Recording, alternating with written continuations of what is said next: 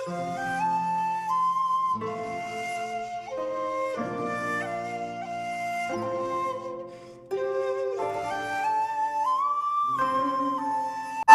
और रिश्तेदार के लोग जैसे बोलते हैं ना कि अरे यार देखो ना उसकी पत्नी बहुत समझदार है, बहुत समझदारी से काम लेती है, वो अपने पति के बहुत ज़्यादा साथ देती है, बहुत समझदार है। तो आपके दिमाग में आता है ना कि मैं भी अपने पति की समझदार पत्नी कैसे बनूं।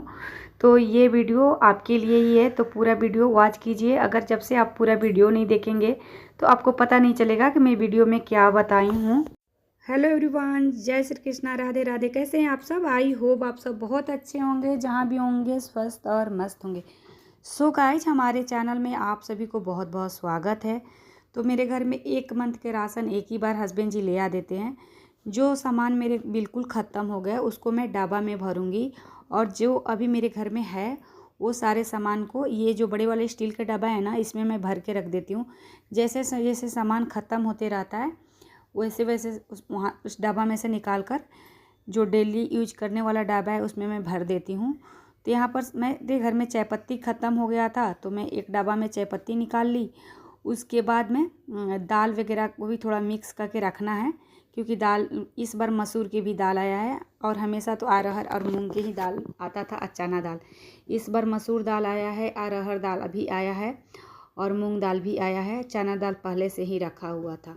तो ये सारे दालों को मुझे मिक्स करके और एक डब्बा में भर के रख दूँगी। और हस्बैंड जी जब मार्केट जा रहे थे ना, तो मैं उनसे रबड़ बोली थी कि रबड़ लेके आइएगा। तो ये 10 के पैक है, 10 रबड़ है उसमें। तो सिया के क्या है ना, स्कूल में 2 चोटी चलता है, तो ब्लैक कलर का रबड़ लेके आए हैं। उसमें से एक रबड़ लेके जो चाय पत्ती के पॉकेट खुल गया है वो 1 kg के चाय पत्ती है, तो उसमें मैं लगा दी हूँ। तो हवा नहीं लगेगा और सही रहेगा, गिरेगा भी नहीं। तो ये देख सकते हैं हारपिक, साबुन, ये सब चीज़ें। सरफ तो अगले महीने के अभी है, जैसे 5 kg सरफ आ जाता है तो 2 महीना 2.25 महीना निकल जाता है। तो यहाँ पर बाबू भी टहल रहा था। तो ये देख सकते हैं सारा सामान को मैं सेट कर रही हूँ। सो गाइज, आज के बहुत अच्छा टॉपिक है कि अपने पति के समझदार पत्नी कैसे बने। तो यही टॉपिक लेके आई हूँ जिस पर आज मैं चर्चा करूँगी और आप इस सबसे कुछ बातें करूँगी। जैसे कि सबके मन में आता है कि मैं भी अपने पति के समझदार पत्नी बनूँ और अच्छे से रहूं, रिश्तेदार गांव लोग सब लोग तारीफ़ करें। तो देखिए, जैसे मैं शादी करके आई थी ना, उस समय मेरे हस्बैंड बीटेक करके जॉब लग गया था, तब मेरी शादी हुई थी। इनका इंजीनियरिंग फाइनल किया हुआ 3 साल हो गया था। ये 2 साल से जॉब कर रहे थे, 6 मंथ तो ट्रेनिंग में ही थे। उसके बाद मेरी जब शादी हुई तो क्या होता है ना, जैसे शादी होने वाला होता है ना, लड़की के मन में बहुत ज़्यादा सपने होते हैं कि हम यहाँ जाएंगे घूमने, हम वहाँ जाएंगे घूमने, हम ऐसे करेंगे, हम वैसे करेंगे। तो मेरे भी मन में था कि हम सब हनीमून पर जाएंगे, ये करेंगे, वो करेंगे। बाकी कोई ऐसा चीज़ हुआ नहीं था मेरे साथ, क्योंकि मेरी जब शादी हुई थी तो मेरे हस्बैंड की एक बहन थी जिनके अभी पढ़ाई चल रहा था, उनका भी शादी करना था। तो मेरे हस्बैंड के पहला लक्ष्य यही था कि मैं अपनी बहन को बहुत अच्छे से धूमधाम से शादी करूँगा, अच्छे से पढ़ाऊँगा। तो मेरा 5 साल तक गए, जब तक मेरी ननद के शादी नहीं हुआ था मैं कहीं भी नहीं गई थी, और एक नाक के कील तक से भी, एक पायल तक से भी मैं नहीं खरीदी थी। और मेरे हस्बैंड जब भी कोई बात होता था तो यही बोलते थे कि मेरा सबसे बड़ा लक्ष्य यही है कि मैं अपने बहन के शादी अच्छे से करूं। क्योंकि जब इनका पढ़ाई चल रहा था ना, जब इंजीनियरिंग करते हैं लोग तो अच्छा अमाउंट लगता है पढ़ाई में। तो उस समय दादाजी बोल रहे दिए थे कि हम पढ़ाई तो करा दे रहे हैं तुमको, बाकी तुम्हें अपने बहन के शादी तुम्हें ही करना होगा।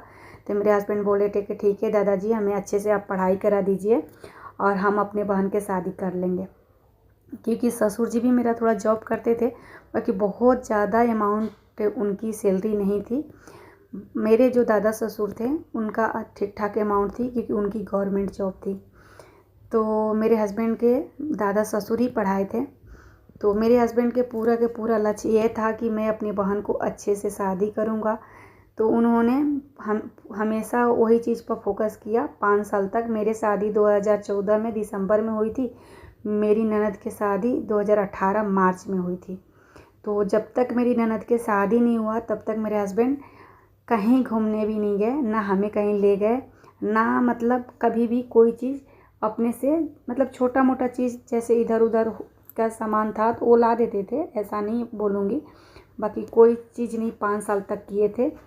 और यहाँ तक तो मेरे हस्बैंड की ये प्लानिंग था कि जब तक मैं अपनी बहन के अच्छे से शादी नहीं कर लूँगा तो मैं बेबी प्लान भी नहीं करूँगा। बाकी बीच में ऐसा हुआ कि भगवान की कृपा था कि मेरी बेटी मेरे पेट में आई और 3 साल के अंदर अंदर में मेरी बेटी हो गई थी। बाकी वो बहुत अच्छे से धूमधाम से अपनी बहन के शादी किए और उसमें फुल सपोर्ट मेरा था। अगर मैं भी जिद करने लगती कि नहीं मुझे घूमना है फिरना है, मुझे ये चाहिए वो चाहिए, तो वो बहुत परेशान हो जाते और घर और बीवी के बीच में फंस के रह जाते। तो ऐसा कुछ नहीं हुआ, वो अपने आराम से अपनी बहन के शादी कर लिए और अब दूसरा लक्ष्य वो ये रखते हैं कि हम अपने बच्चे को अच्छे से अच्छे परवरिश और पढ़ाई कराएंगे। तो बोलते हैं ना, एक मिडिल क्लास फैमिली के जो मन में सपना रहता है ना गाइज, वो मन में ही दब के रह जाता है। सो गाइज, हम सब बनारस आए हुए हैं, तो ये वीडियो बनारस का है। तो हम गंगा आरती देखने के लिए आए थे। बाकी हमारे पहुंचने से पहले गंगा आरती हो चुका था। ये देख सकते हैं बनारस में कितना ज़्यादा भीड़ है गाइज। और रायबरेली से ना बनारस 4 घंटा 4.5 घंटा लग जाता है और मेरे सासाराम से, जहाँ हमारा गांव है, वहाँ से 2 घंटा बनारस लगता है। तो ये देख सकते हैं बनारस के कुछ नज़ारा। रात के समय है क्योंकि रात के शाम के समय में गंगा आरती होता है। बाकी हम लोग को पहुँचते पहुँचते गंगा आरती हो चुका हुआ था। तब हम लोग बच्चे लोग को दोनों को छोड़ दिए थे कार में और कुछ खाने पीने के लिए दे दिए थे। तो ये वीडियो मेरे हस्बैंड जी अपने मोबाइल से बनाए हैं और बोले कि मैं तुम्हारे मोबाइल में दे दूँगा।